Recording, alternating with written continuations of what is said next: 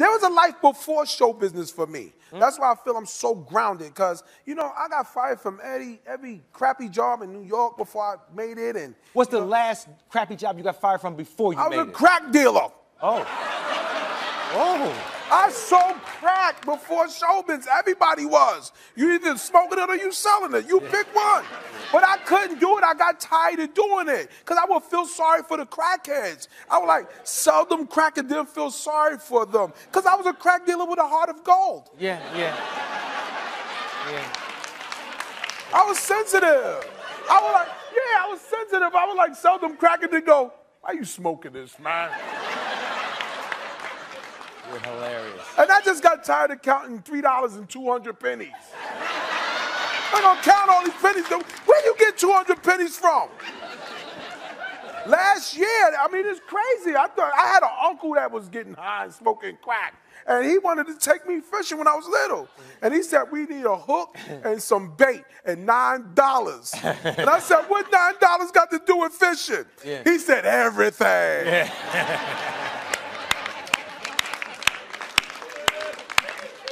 I had an aunt. One year, she bought me a game. Remember the little Game Boys? Yes. She bought me a Game Boy for Christmas, and then she stole it. And then she helped me look for it. That's funny. And I was so mad. I said, why you steal my Game Boy and help me look for it? She said, I had to eliminate myself as a suspect.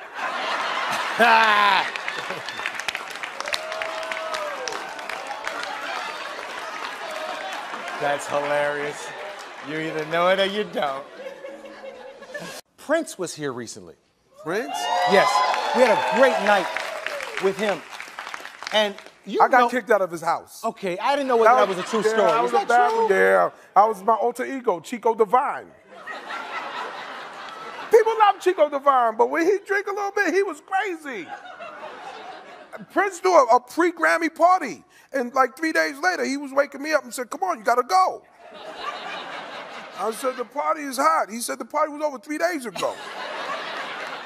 But as I walked out the door, you know, I walked past Prince. He was standing in the doorway with his wife. They had on purple pajamas, right? And I pulled his face close to mine. And I said, my father loved when doves cry. And Prince is pretty. He's pretty. He got the little mole right there. My tongue came out a little bit. That's good.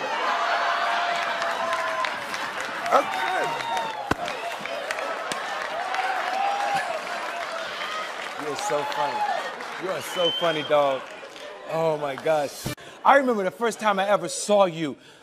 Somebody told me to watch Uptown Comedy Club. And it was late at night, and you was doing a character. It was a little boy with a beanie and a propeller on top. Biscuit. That was, how long ago was that? 20 years ago. Yeah. And I had just started maybe 4 months, because 4 months after I went to the workshop, I was on TV. I was on Def Jam. So, you know, that usually doesn't happen, but I was on that show. I got put on that show 6 months later and casted on it, and I didn't know how I came up with Biscuit, but at that point, I was coming up with this character, and I realized he was a voice for all of the young inner city kids whose dads wasn't there and had a chip on their shoulder. And, you know, the community just loved them because they identified and related to Biscuit. Hi, my name is Biscuit. You loved them, you know, but that was my attempt at Plaython, you know, tragic. It was tragic, but we laughed at him. Yeah. You know, we laughed at that little boy. But he's inside of all of us. And I realized it was more than just making people laugh. I'm a voice for a whole generation. Yeah, Tracy. A voice, man. I accept that responsibility. As long as I tell the truth, I don't got to defend it. I'm being me, y'all. Thank you for letting me be me tonight. Yeah, man. If Biscuit could say something to these wonderful people, you know, out of the mouths of babes come the truth. The Bible says if Biscuit could speak to these people, what would he say? Hi, my name is Biscuit, and I love y'all.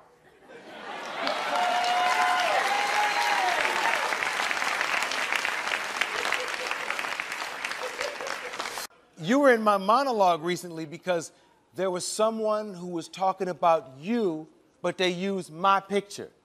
I mean, because you know how it is sometimes. You are a lucky man. Yeah.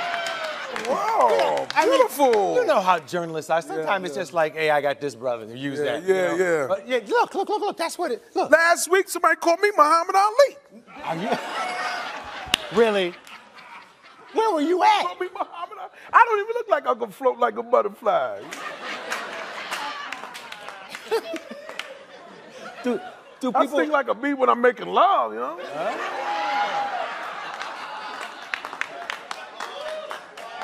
That's what I do. That's Chico Divine. That's my thing. That is my hobby.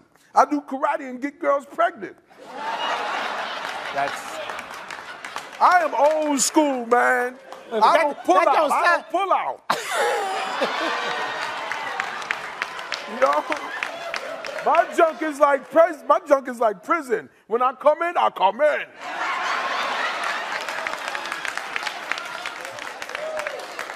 I'm serious. I make babies. I don't believe in wearing rubbers, man. If you ain't willing to die for it, you really didn't want it. Oh! Holla at me.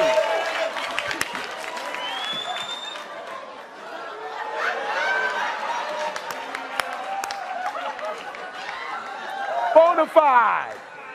Bonafide.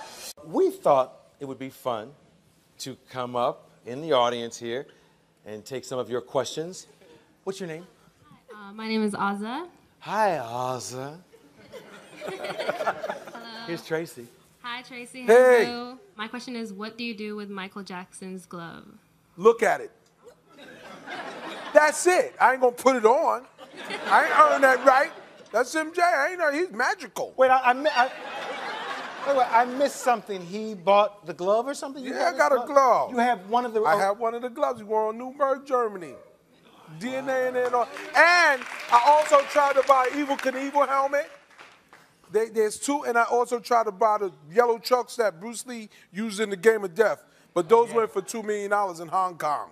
Yeah, you're not that big. In Hong Kong, they went for $2 million. Bruce Lee chucks. Y'all saw the Game of Death? Yeah. I went to Eddie Murphy's house, and Eddie Murphy had like Jimi Hendrix jacket and it was a the vest. No Mas belt, and yo, that's a real trophy case. Yeah. It's real. I was just up there. Got one of Ali's belts. One of Ali, come on, man, that's love right And there. you know what? He has the red leather suit that you wore. He sold the one he wore, but he has the one you wore. It's incredible.